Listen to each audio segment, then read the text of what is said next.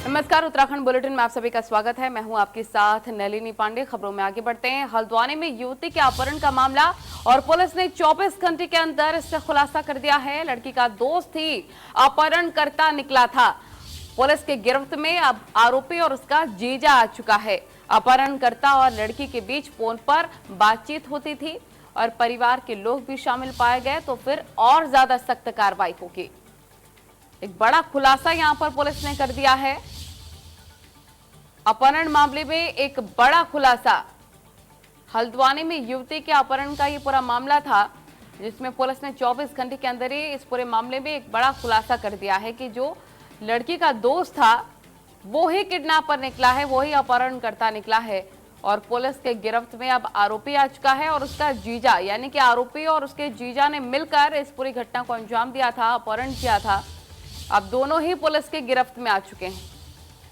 हल्द्वानी में युवती के अपहरण मामले में एक बड़ा खुलासा हो चुका है, जहां पर लड़की का दोस्त और लड़की के दोस्त का जीजा अपहरणकर्ता निकला है, जिसको पुलिस ने अब गिरफ्तार कर लिया है। ताराचंद जोशी हमारे रिपोर्टर फोनलाइन पर। तारा, एक बड़ा खुलासा यहां पर पुलिस ने कर दिया है और लड़की का दोस्त ही बताया जा रहा है किडनैपर निकला है। जी देखिए, ये बड़ा ही सनसनीखेज मामला था और फिल्मी स्टाइल में ये सब पूरा मामला हुआ था और उसी तरह से इसका खुलासा भी पुलिस ने किया है। और जो लड़की है उसी का जो दोस्त है वो किडनैपर निकला है और दोस्त और उसका जीजा दोनों ने मिलकर पूरी ये साजिश की थी और लड़की को उठाकर ज़्यादा दूर भी वो ले जा नहीं पाए। सिर्फ उन्होंने गाड़ी को किसी के हवाले कर दिया था और खुद लड़की को ले जाकर वो काठगोदाम एक जगह है वहाँ पहुँचे थे। और पुलिस की जो 6 टीमें लगातार लड़की की तलाश कर रही थी, अपहरणकर्ताओं की तलाश कर रही थी, वो लोकेशन ट्रेस करती हुई काठगोदाम पहुंची और वहां से लड़की, उसका दोस्त और दोस्त के जीजा तीनों को वहां से पुलिस ने गिरफ्तार कर ट्रेस लिया। किया है। इनके और पीछे की मंशा का कुछ पता लग पाया क्या कि किस फिराक में ये लोग थे?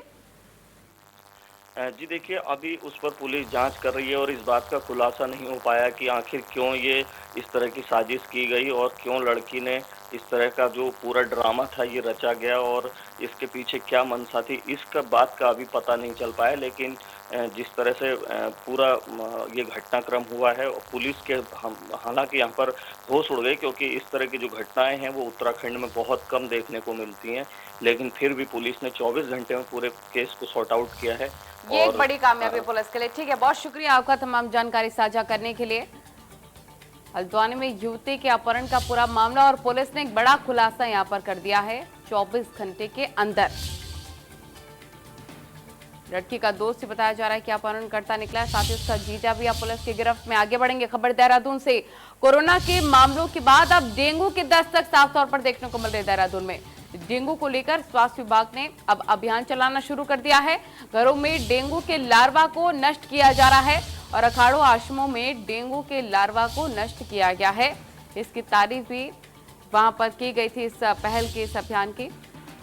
तो कोरोना के बाद अब डेंगू की दस्तक सीधे तौर पर उत्तराखंड में देखने को मिल रही है। उत्तराखंड वासियों के लिहाज से महत्वपूर्ण खबर हम आपको बता रहे हैं।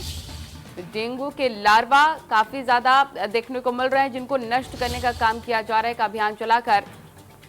लेकिन इसमें लोगों को भी जागरूक होना होगा, लोगों को समझना होगा और उनको जागरूक करने का काम भी यहाँ पर किया जा रहा है कि किस तरह से लार्वा पनपता है, कैसे आप सफाई व्यवस्था मेंटेन रखें, पानी न जमा होने दें। इसको लेकर जागरूकता अभियान तो चलाया जा रहा है, लेकिन स्वास्थ्य विभाग में इसको लेकर काफी ज्यादा जागरूकता देखने को मिल रही है कि लार्वा नष्ट करने का काम निरंतर चल रहा है।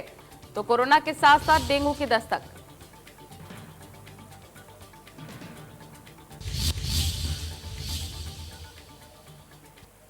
पहली बात यह है कि ये अपने आप में एक ऐतिहासिक, एक अच्छा सुंदर कार्य कदम है, जिसको कि मतलब जो है अनेक प्रकार की लोगों की अपेक्षाएं थी।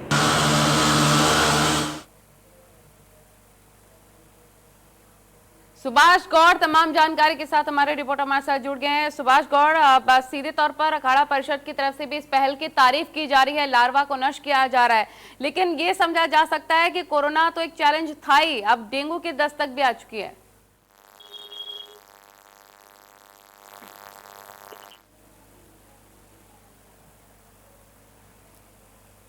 सुभाष, आप सुन पा रहे हैं? सुभाष से संपर्क नहीं हो पा रहा है, एक बार फिर से संपर्क साधने की कोशिश करेंगे। तो डेंगू की दस्तक यहां पर देखने को मिल रही है, जहां पर पूरी तरह से लार्वा को नष्ट करने का काम किया जा रहा है। स्वास्थ्य विभाग ने एक बड़ा अभियान चलाया है। अखाड़ों और आश्रमों में डेंगू के लार्वा को नष्ट किया गया है।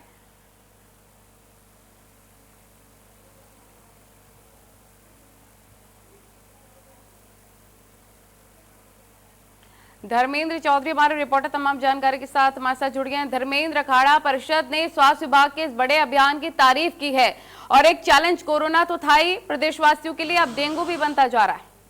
हाँ बिल्कुल, देखिए लगातार जिस तरह से कोरोना के साथ साथ हरिद्वार जनपद में अब डेंगू के मामले भी बढ़ रहे हैं और उसे लेकर ये भी कहा सकता है कि जिला प्रशासन सजग है और जिला प्रशासन ने एक मुहिम यहाँ पर शुरू की है जिसका नाम दिया है डेंगू के खिलाफ जंग। इस अभियान की शुरुआत की है। इस अभियान की विशेषता ये है कि डेली एक जो अधिकारी है नामित किया जाता है, वो स्वास्थ्य विभाग की टीम के साथ और साथ ही नगर निगम की टीम के साथ उन्हें लेकर जो उसे टारगेट दिए जाते हैं उन कार्यालयों में, उन दफ्तरों में जाके डेंगू के लार्वे की पहले जांच करते हैं। उसके बाद अगर डेंगू का लार्वा मिलता है तो उसे नष्ट करने का काम करते हैं। आज की अगर बात करें तो आज ये अभियान चलाया जाएगा और जो यहाँ पर जिला कृषि अधिकारी हैं उन्हें आज का अधिकारी नियुक्त किया गया है। तो डेली का नया एक अधिकारी नियुक्त करते हैं जिला प्रशासन के द्वारा और ये हरिद्वार जिलाधिकारी की अच्छी मुहिम है जिसके लोग भी सराहना कर रहे हैं। कब तक चलेगा धर्मेंद्र ये अभियान स्वास्थ्य विभाग की तरफ से? देखिए अभी इसमें कोई डेट फिक्स नहीं की है और ये जो अभियान है वो जिला प्रशासन का, जिला अधिकारी का अभियान है और इसके साथ में संयुक्त रूप से स्वास्थ्य महकमा भी लेकिन जुड़ा इसमें हुआ है। लोगों को भी साथ देना होगा, लोगों को भी जागरूक होना होगा कि किस तरह से डेंगू के लार्वा को पनपने से रोकना है। बहुत शुक्रिया आपका तमाम जानकारी साझा करने के लिए। आगे बढ़ेंगे और अब बात करते हैं कोरोना की, जहां उत्तराखंड में कोरोना का कहर भी काफी ज्यादा बढ़ता हुआ नजर आ रहा है। बीते 24 घंटे की अगर बात कर ली जाए, कोरोना के 668 नए केसेस सामने आ चुके हैं। कोरोना मरीजों की संख्या बेतहाशा बढ़ रही है, 24,000 के पार केसेस। कोरोना से अब तक 341 लोगों की मौत भी हो रही है। एक्टिव मरीजों की संख्या 7,640 पर जा पहुंची है। आप समझ सकते हैं किस तरह से उत्तराखंड में कोरोना डेंगू की मार साफ तौर पर झेलने को मिल रही है लोगों को। कोरोना के आंकड़े भी बेतहाशा बढ़ते हुए नजर आ रहे हैं। अनलॉकिंग की प्रक्रिया को तो अपनाया जा ही रहा है, लेकिन इस सबके बीच लोगों को यह भी समझना होगा कि कोरोना काल खत्म नहीं हुआ है। 24 घंटे में इतना ज्यादा केसेस आना चिंता का विषय भी है, प्रशासन की चिंताएं भी बढ़ाता है। 24 घंटे में 668 नए पॉजिटिव केसेस, ये नए पॉजिटिव केसेस हम आपको बता रहे हैं। कोरोना मरीजों की संख्या अब 24,000 के पार हो चुकी है, यानी कि संक्रमितों की संख्या के साथ ही अब आप देखिए मौतों का आंकड़ा भी बढ़ता हुआ नजर आ रहा है। एक्टिव मरीजों की संख्या की अगर बात कर ली जाए 7,640 ये संख्या पहुंच चुकी है। उत्तराखंड वासियों के लिहाज से बहुत ज्यादा अब जरूरी हो जाता है जानना कि कोरोना काल खत्म नहीं हुआ है। उचित दूरी बनाकर रखिए। सैनिटाइजेशन की प्रक्रिया लगातार प्रशासन की तरफ से अपनाई जा रही है, लेकिन आपको भी इसमें प्रशासन का साथ देना होगा। कोरोना मरीजों की संख्या 24,000 के पार पूरे प्रदेश में जा पहुंची है, जो कि एक बड़ा आंकड़ा है, चिंता का विषय भी है। एक्टिव मरीजों की संख्या की अगर बात कर ली जाए 7,640 एक्टिव केसेस हैं पूरे प्रदेश में। अगर आपको बता दें तो अलग अलग जिलों में भी बेतहाशा केसेस बढ़ रहे हैं। उत्तराखंड के अलग अलग जिलों की अगर बात कर ली जाए, लगातार नए केसेस सामने आने लग गए हैं। अब कई जगहों पर रिकॉर्ड तोड़ केसेस सामने आने लग गए हैं। कोरोना मरीजों के 24,000 के पार संख्या जा पहुंची है। कोरोना से अब तक 341 की दुखद मौत भी हो चुकी है। एक्टिव मरीजों की संख्या 7,640 पर जा पहुंची।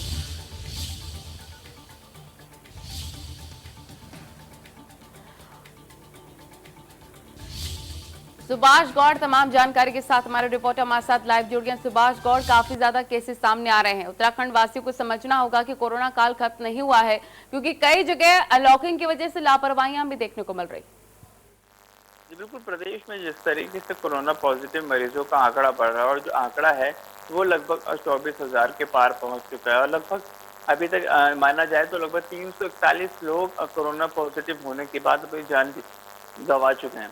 तो कहा जा सकता है कि प्रदेश के जो हालात हैं कोरोना को लेके वो लगातार खराब होते हुए नजर आ रहे हैं, क्योंकि ये देखा जा रहा था कि प्रदेश में कोरोना जो संक्रमित हैं उसके आंकड़े धीरे धीरे कम हो रहे थे, लेकिन अब स्थिति ऐसी है कि रोजाना लगभग 600-800 मरीज प्रदेश में पाए जाते हैं। कल जिस तरीके से 668 मरीज नए प्रदेश में पाए गए, तो उससे कहीं ना कहीं चिंता बढ़ती हुई जरूर नजर आती है।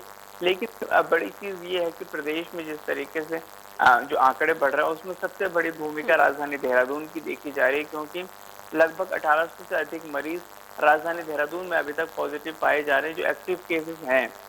यानी कि राजधानी देहरादून में सबसे अधिक मरीज प्रदेश में है।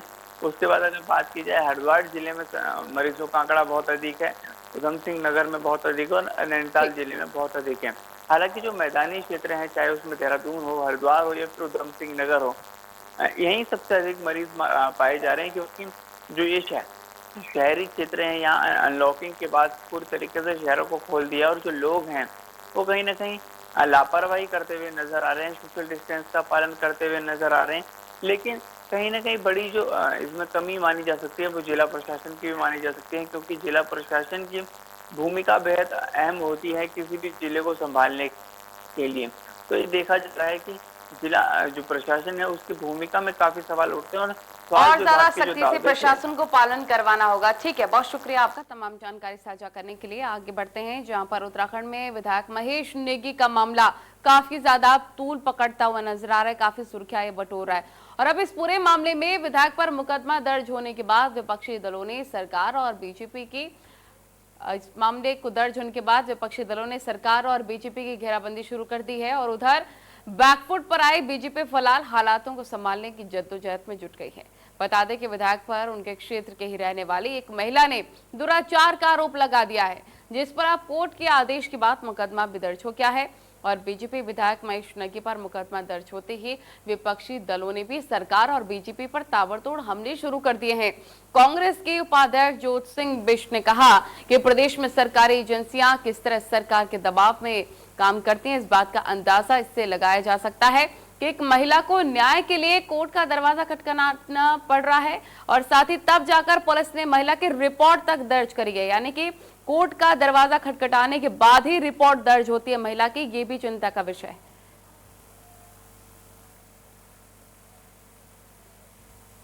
एमएलए महेश नेगी के खिलाफ ये तमाम महिलाएं खड़ी हो गई हैं। आप देख सकते हैं तस्वीरों में भी, जहां पर सीधे तौर पर आरोप उनके द्वारा दुराचार का विधायक पर लगाया जा रहा है। इस पूरे मामले में कांग्रेस प्रदेश अध्यक्ष ज्योत सिंह बिष्ट और साथ ही यूकेडी नेता का क्या कुछ कहना, आपको सुनवाते हैं।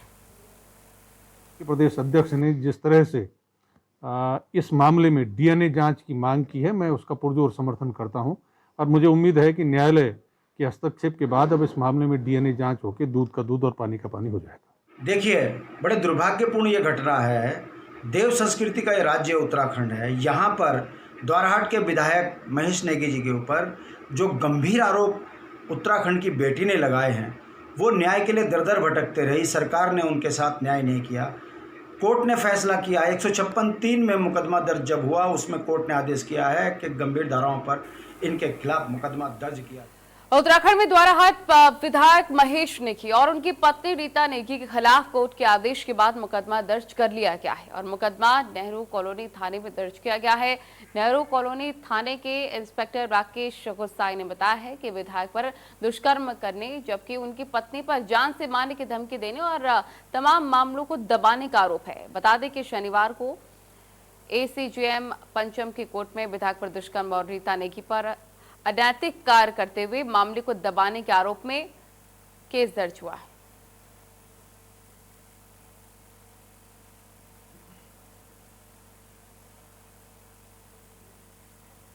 कोर्ट के आदेश के बाद एमएलए और उनकी पत्नी पर यह केस दर्ज हुआ है। पत्नी पर आपको बता दें मामले को दबाने का, दबाव बनाने का ये पूरा आरोप लगता हुआ नजर आ रहा है। महेश नेगी पर महिला के साथ यौन शोषण और उनकी पत्नी पर मामले को दबाने का आरोप है।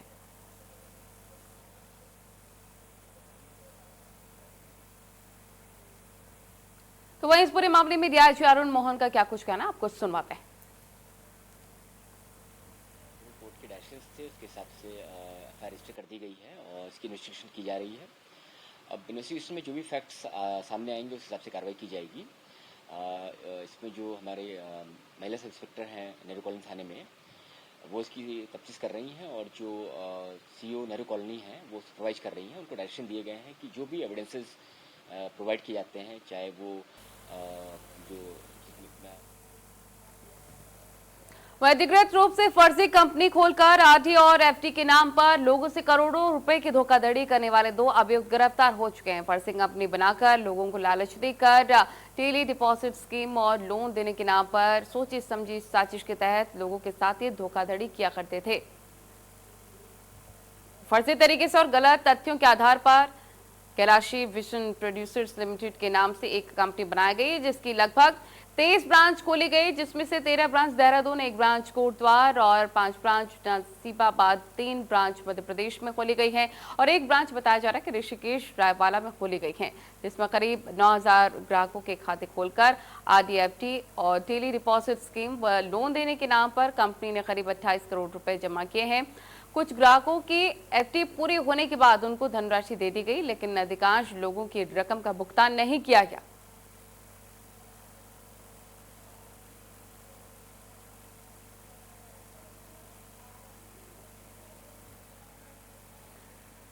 काशीपुर के मोहल्ला पक्का कोट निवासी महेंद्र सचदेवा ने पुलिस को तहरीर में बताया है कि मोहल्ला पक्का कोट निवासी रत्ना त्रिपाठी नामक एक महिला को उसने 3.5 लाख रुपए उधार में दिए थे और उक्त महिला ने उधार दी गई रकम के एवज में 2 चेक भी दिए, जिसमें एक cheque Punjab and Sind bank शाखा काशीपुर का 2,50,000 का चेक और एक चेक उत्तराखंड ग्रामीण बैंक शाखा माता मंदिर रोड काशीपुर का 1 लाख रुपए का चेक दिया गया है और उक्त महिला ने चेकों को बैंक में कुछ समय बाद लगाने को कहा और महेंद्र ने चेक लगाने के बाबत उक्त महिला से कई बार पूछा, लेकिन उक्त महिला टाल मटोल करती रही। महेंद्र ने जब एक चेक अपने बैंक में भुगतान करने के लिए जमा किया तो पता चला कि बैंक में अकाउंट काफी दिन से बंद पड़ा है, जिस पर महेंद्र ने थाने में महिला के खिलाफ धोखाधड़ी का मुकदमा दर्ज करवाया।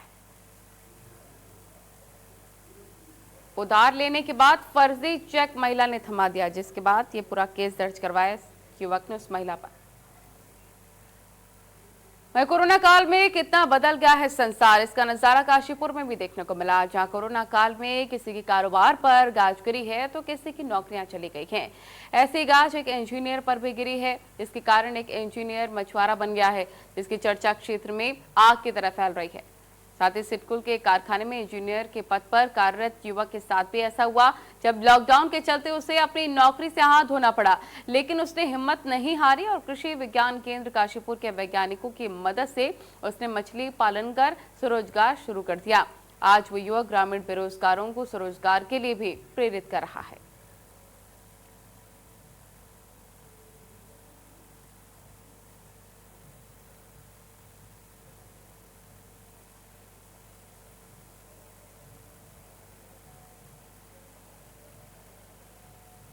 युवा इंजीनियर ने एक मिसाल यहां पर पेश की है, जिससे सबको सीख लेनी चाहिए, क्योंकि निश्चित तौर पर उसने हार नहीं मानी और स्वरोजगार की शुरुआत की।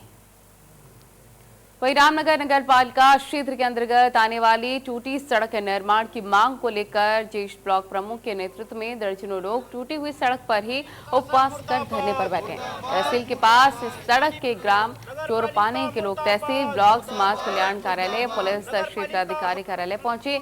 इस सड़क के टूटे होने पर आने जाने वाले लोगों को काफी दिक्कतों का सामना करना पड़ता है, जिसके लिए उन्होंने नगर पालिका को भी इस मामले से अवगत भी कराया था, लेकिन अभी तक सड़क नहीं बनने पर उन्होंने 1 दिन का उपवास रखने का फैसला लिया है और धरना प्रदर्शन किया है। हमारी मांगे पूरी करो, मुर्दाबाद मुर्दाबाद, स्थानीय प्रशासन मुर्दाबाद मुर्दाबाद मुर्दाबाद, स्थानीय नगर।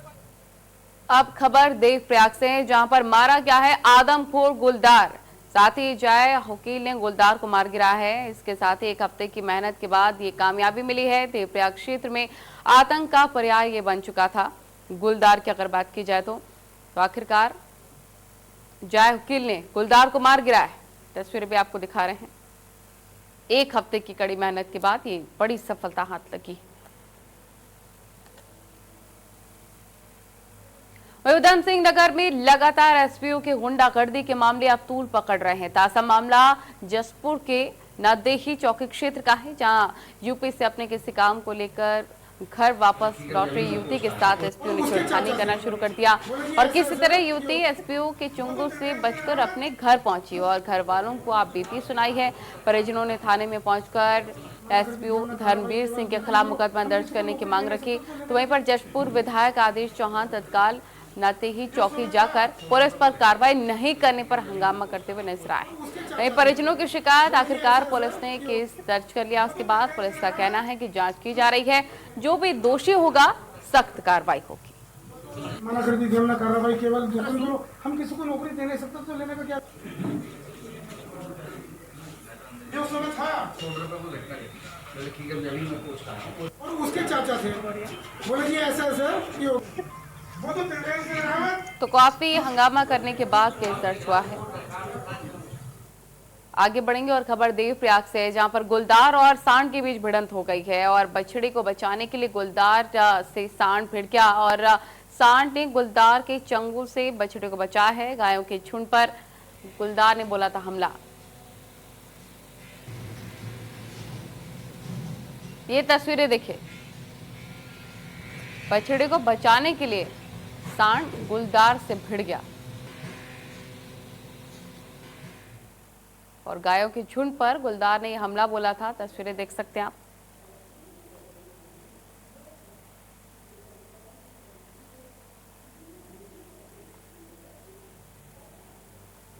गुलदार और सांड के बीच ये भिड़ंत देखने को मिली।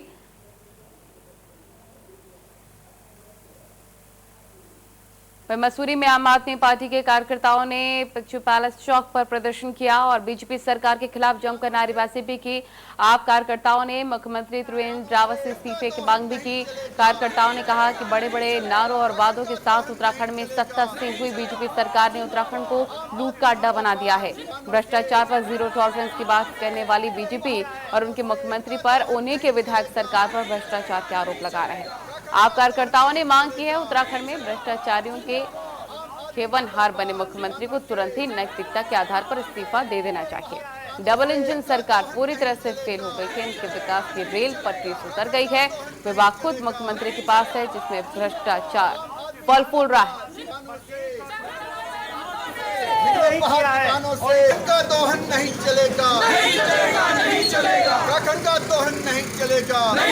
पर है जो प्रदेश की नकारा सरकार पिछले 3.5 सालों से सोई हुई है और आम आदमी पार्टी का इफेक्ट देखकर आज सरकार के पूरे विधायक बागी तेवर अपना रहे हैं और उनके जो भाजपा के प्रदेश अध्यक्ष हैं उन्होंने साफ तौर पर कह दिया है कि अब 2022 में मोदी लहर नहीं चलेगी, काम करना होगा। आम आदमी पार्टी का ये मानना है कि इतने लंबे टाइम तक जो सरकार प्रचंड बहुमत से जनता ने सत्ता सीन की थी आज सोई हुई है और उत्तराखंड बेहाल है। एक तरफ कोविड का संकट है, दूसरी तरफ पहाड़ों में आपदा है। ऐसे में मुख्यमंत्री अपने किले के अंदर कैद हैं और आज 3.5 साल बाद भी 1/4 मंत्रिमंडल सरकार का खाली है। 1.25 साल वित्त मंत्री जी को गुजरे हो गए, एक वित्त मंत्री पैदा नहीं कर पाए हैं, एक वित्त मंत्री की खोज नहीं कर पाए हैं।